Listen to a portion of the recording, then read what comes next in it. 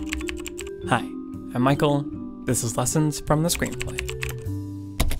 Don Draper, the protagonist of the television series Mad Men, knows how to tell a good story. After all, his success as a 1960s advertising executive hinges on creating an emotional bond between a consumer and a product. To do this, Don uses all the tools at his disposal. There's the slogan, or text, of a marketing campaign. Belle Jolie lipstick. Mark your man. There's the deeper meaning being created, the subtext. She wants to tell the world he's mine. He belongs to me, not you. She marks her man with her lips. And finally, there's symbolic imagery, evocative visuals that enhance the power of this meaning. The writers of Mad Men use these same tools to craft emotionally resonant stories. In each episode, we watch characters struggle to maintain stoic facades in order to disguise the pain that lives just below the surface. So today, I want to examine one particular episode of Mad Men, the acclaimed Season 1 finale titled The Wheel, to explore how the writers use text, subtext, and symbolic imagery to create layers of meaning, and to see how Don Draper himself brings all these storytelling tools to bear in one of the show's most powerful and memorable pitches. Let's take a look at Mad Men's The Wheel.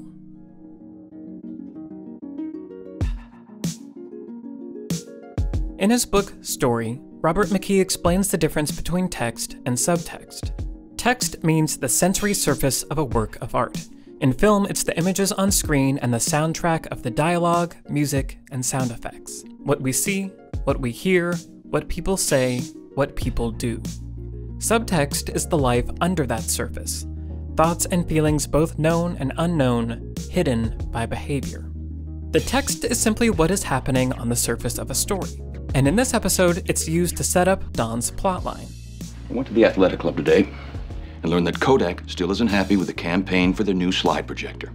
Don's objective in this episode is to put together a pitch to try to win a big account, Kodak. They call it the donut or the wheel. They're expecting something along those lines. But in addition to setting up Don's plot, the text also introduces the theme of Don's arc in this episode. I wish you would come. Birdie, I'm a partner. 80% of my business rolls out next week. It just seems silly for me to go down there for a 12-hour Thanksgiving.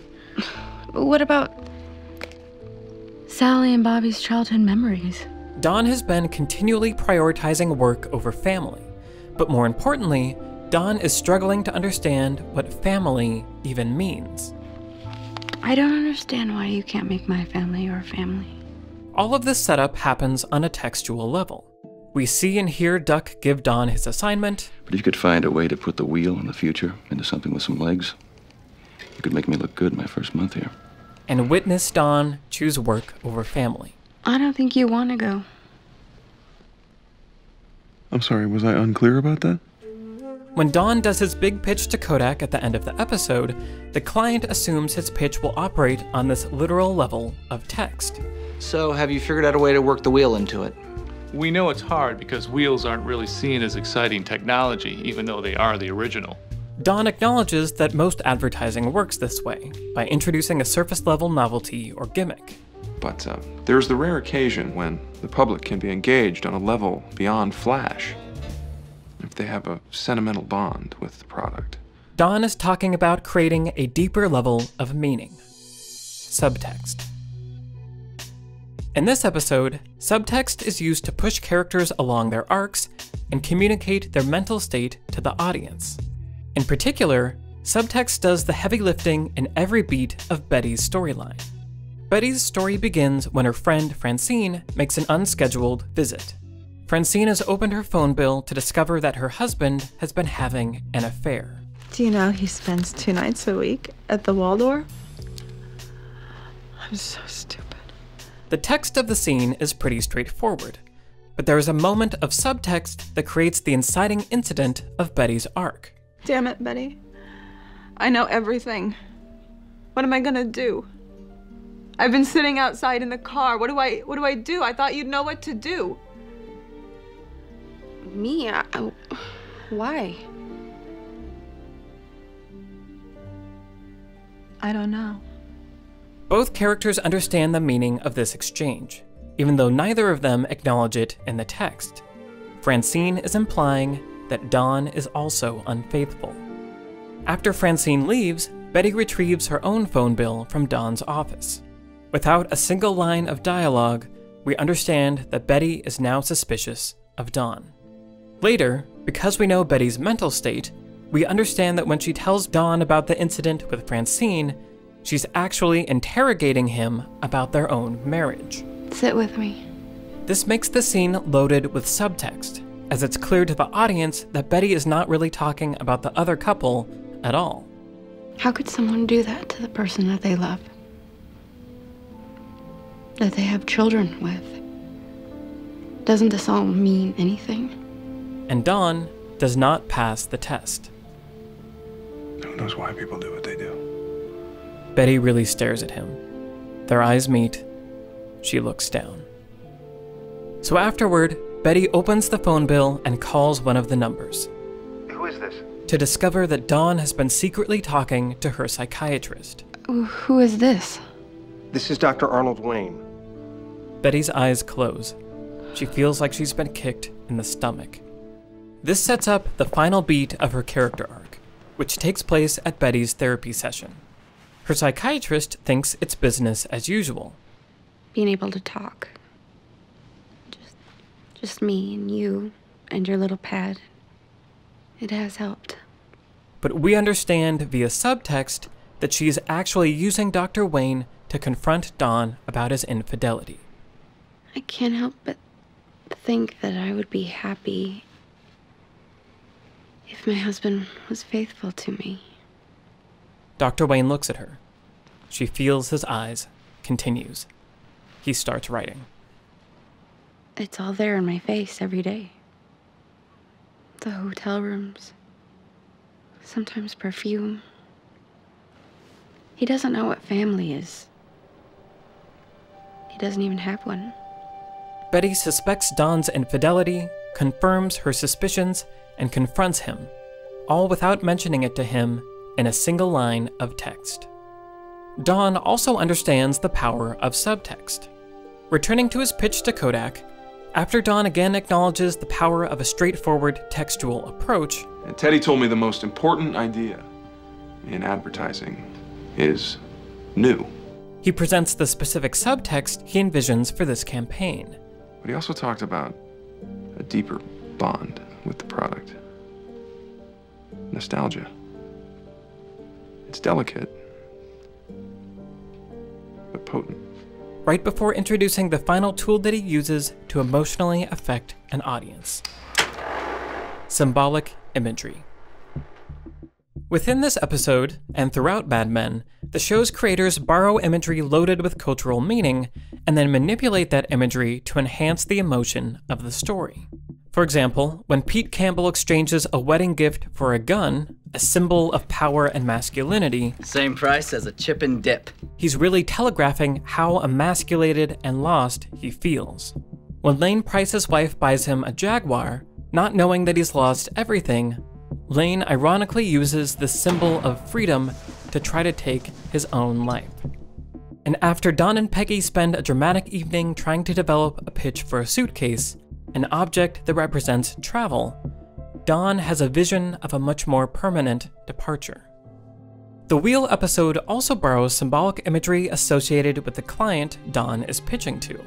As he struggles to come up with the perfect pitch for Kodak's slide projector, a device often used to display happy family photos, each step of his journey is punctuated by photographic imagery. When Don finds a childhood photograph of him and his estranged brother Adam, he's inspired to get back in touch with him. His name is Adam Whitman. But the promise of that family photo quickly disappears in the tragic reality. Jesus, I hate to be the one to tell you this, but he hung himself. What? Don avoids the pain of this revelation by drinking and working even harder, asking Harry for help on the Kodak pitch. The conversation turns to Harry's brief dabble in photography, and why he thinks photos have such emotional power. I did a whole series that was just handprints on glass. I was always fascinated by the cave paintings of Lascaux. They're like 17,000 years old.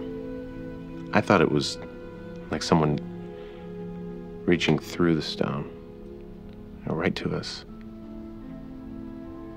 I was here.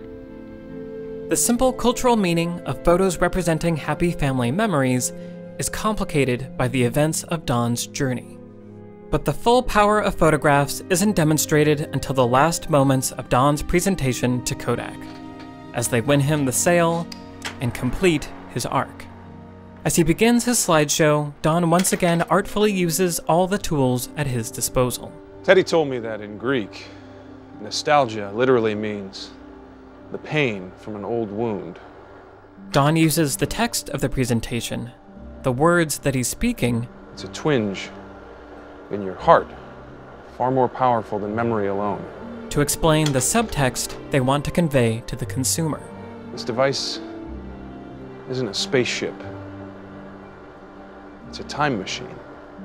And he uses symbolic imagery, actual slides. It goes backwards and forwards. To enhance the emotion of his pitch. It takes us to a place where we ache to go again. But at the same time that Don is using these tools on his clients, it's not called the wheel. The show's creators are using these tools on us. It's called the carousel. In the text of the scene, Don is simply pitching Kodak, completing his plotline for the episode. But because we've seen the problems he's facing in his marriage and the painful revelations he's experienced, his words are loaded with subtext. And finally, there's symbolic imagery. It lets us travel the way a child travels. The family photos that Don has chosen to use. Round and around, and back home again. Demonstrating that he might finally appreciate the importance of family. To a place where we know we are loved. The episode concludes with one final powerful symbolic image. Hello? Don? When Don arrives home, ready to embrace his family and spend Thanksgiving with them. I'm coming with you. You are? Daddy's coming with you. Daddy! An image that lasts only a moment before the truth is revealed.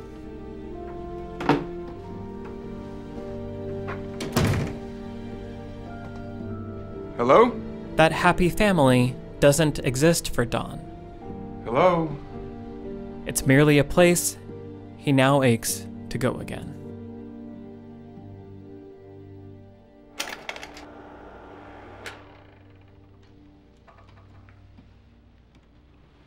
Good luck at your next meeting. It's no accident that Mad Men is set in the world of mid-20th century American advertising. There's no better time and place to explore the gap between appearances and reality, between what people say and what they actually mean. Just as advertisers create and use iconic images to shape our hopes and dreams, the writers of Mad Men deftly use these same images to reveal the inner contradictions of their characters' lives. And for us, just like for Don Draper, there lies surprising complexity, pain, and emotion beneath the surface of every episode of Mad Men. I love the subtext-fueled drama of Mad Men, but I also love watching the show because it's fun to think about advertising. It's not really that different from filmmaking. You're trying to manipulate an audience into having an emotional reaction while sharing information with them. If you want to get your Don Draper on and learn more about marketing, there are a bunch of marketing classes available on Skillshare. For example, I recently checked out the class Brand Management, Creating What Sets You Apart. The class is an introduction to what branding really means, and it applies whether you're starting a company or simply trying to figure out your own personal brand as a creator. You can check out this class as well as the thousands of other classes available on Skillshare by clicking on the link in the description below. The first 1,000 people to use this link will get a 2-month free trial of Skillshare Premium membership. Thanks to Skillshare for sponsoring this video. Hey guys, hope you enjoyed the video. We recently added new tiers to our Patreon, including one that gives you access to a monthly Q&A with me and the team, and another that lets you join our monthly Film Club video chat, where we all jump on a video call and chat about movies. So if you've been enjoying the videos, please consider supporting this channel on Patreon. Thank you to our patrons for making this channel possible, and thank you for watching.